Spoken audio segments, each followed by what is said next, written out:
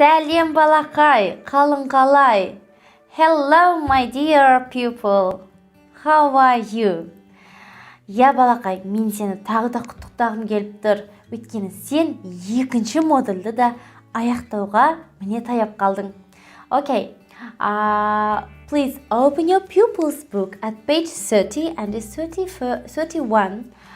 Балақай, бүгін бізде checkpoint, алдыңғы өткен сабақтарда не өтті, қандай жаңа сөздер өттік, соның барлығын бүгін есіңе түсір. Өйткені біз бүгін сені өз-өзіңді тексеретін боламыз.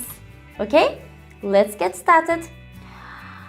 Бірінші чекпоинтта сен find the stickers дейді. Кітабының артқы жағында сенде мына бірінші тапсырмаға байланысты сөмке, кітап, қалам, неше түрлі стикерлердің орнына жабыстыратын суреттер тұр. Кітабының артын ашасың, сол жерде тиісті стикерді тауып жабыстыр. Бұл бірінші тапсырма. Okay, the next task number 2. Екінші тапсырма. Бұл жерде сен count and the color. Санауын керексің және бояуын керексің дейді. Okay, for example, 3 қосу 2.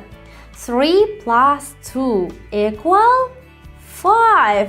Яғни 3-ке 2 қосқан кезде бізде 5 болады. Сен математикадан жақсы оқисың деген үміттемін. 5 болады. Ал сонда бірінші терезені біз қандай түспен бояуымыз керек? 5 шықса.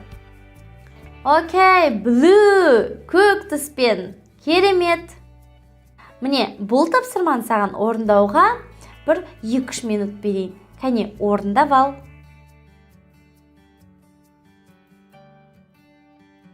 And the task number 3. Listen and the number. Балақай, бұл 3-ші тапсырмада саған мына жерде тұрған, мысалға бірінші суретте, суретіне сенде сөмке және кітаптың суреті тұр. Бірақ саған 3 нәрсе айтуы мүмкін, 2 нәрсе айтуы мүмкін, бірақ нақты бұл бірінші суретте қандай зат бар, сол заттың атауы аталатын болады. Сен соны мұқият тыңдап, естіп қалсаң, дереу белгілеуің керек болады, окей? Мысалға, біріншісіне саған айтуы мүмкін. School bag, pen депші. Мысалға, pen деп айтып тұр. Қалам бар ма бізде? Жоқ. Кітап айтылды ма? Жоқ. Не айтылды тағы да? School bag, яғни сөмке деп айтылады. Сондықтан да біріншісіне мысалға сөмкені белгілеу керек боласың. Жарай ма? Ал ендеше тыңдалымды тыңдай ғой. 1. A school bag and a pen. 2. A book and a rubber. 3.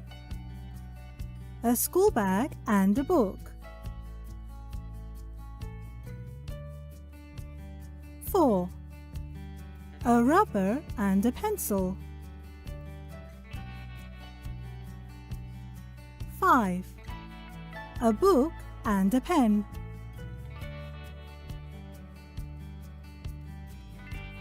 Окей, енді астындағы өзімізді бағалайтын смайликтер тұр. Кәнекей, сен қандай баға алдың тағы да? Алдыңғы жолы мен YouTube-дағы каналда көрдім, көптеген балалар, апай, мен жұлдызша алдым, рахмет сізге деген көптеген комментариялар көрдім. Бүгін де сондай комментарияларды қатты күтетін боламын. Жарай ма? Мысалға, My Smiles Report. Менің не дейді? Смайлдың отчеты, яғни өз-өзімізге беретін есебіміз. Егер де сен барлығын дұрыс орындаған болсаң, онда жұлдызша қоясың. Жұлдызшаны өзіңнің сүйікті түсіңе боя. Ал сәл-сәл қате кетіп, кішкене сондай болып тұрса, онда 3 бұрышты бояймыз. Ал енді тіпті нашар болса, 4 бұрышты боясың. Бұл жердегі смайликтің түрлерді айтып тұрған шығар, Бірақ мен ойлаймын, сен 4 бұрыштыны мүлдемге алмайсың. Өйткені сен сабақты жақсы оқыдың.